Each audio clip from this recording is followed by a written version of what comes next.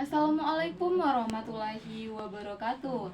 Salam sejahtera bagi kita semua. Shalom dan Om Swastiastu. Pertama-tama perkenalkan, nama saya Silva Nadila dengan NIM A3212413.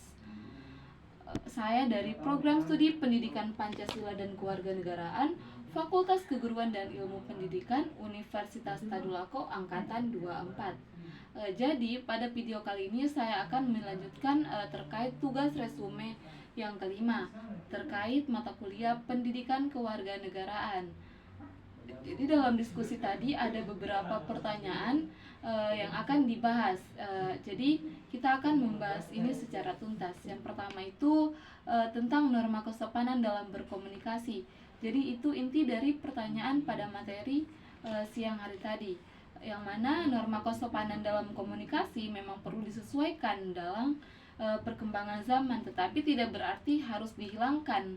Dengan kemajuan teknologi dan perubahan gaya komunikasi seperti penggunaan media sosial dan pesan instan, masyarakat itu perlu menyelesaikan atau perlu menyesuaikan cara berkomunikasi agar tetap relevan tanpa menghilangkan unsur sopan santun. Misalnya dalam komunikasi digital, penggunaan bahasa yang jelas itu tidak menyinggung tetapi harus dijaga meskipun formatnya lebih singkat dan informal dibandingkan dengan komunikasi langsung.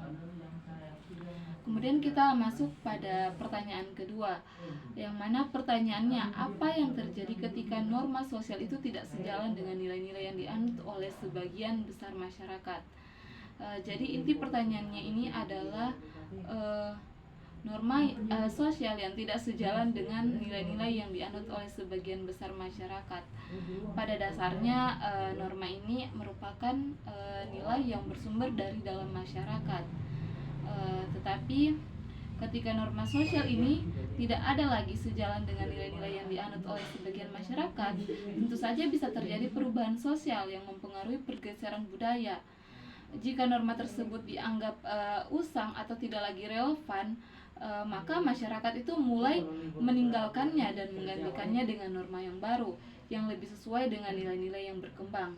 Namun jika perbedaan ini menimbulkan ketegangan sosial, bisa memunculkan konflik antar generasi atau kelompok sosial, itu justru akan memberikan perbedaan pandangan yang kemudian akan memberikan perbedaan terus akan secara signifikan. Selanjutnya kita masuk pada pertanyaan ketiga, yang mana pertanyaannya, bagaimana cara menjaga atau bagaimana perkembangan teknologi informasi itu mempengaruhi nilai sosial di kalangan anak muda. Jadi inti dari pertanyaannya itu cara menjaga atau bagaimana itu teknologi supaya tidak mempengaruhi nilai sosial di kalangan anak muda. Jadi langsung saja, perkembangan teknologi informasi sangat mempengaruhi nilai sosial di kalangan anak muda. Di satu sisi, akses informasi yang luas itu memungkinkan mereka untuk lebih terbuka terhadap berbagai perspektif dan budaya yang ada. Tetapi di sisi lain kemudian hal ini juga dapat menyebabkan budaya luar itu yang lebih dominan. Misalnya dalam cara mereka berinteraksi, anak muda ini cenderung lebih individualis dan kurang memperhatikan etika dalam komunikasi, terutama di media sosial. Jadi itu merupakan salah satu dampak apabila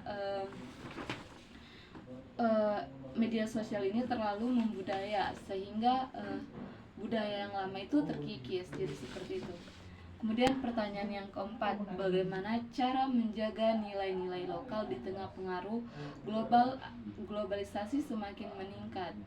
Jadi untuk menjaga nilai-nilai lokal di tengah pengaruh globalisasi itu diperlukan upaya yang melibatkan berbagai pihak, termaksud keluarga, lembaga pendidikan, dan pemerintah.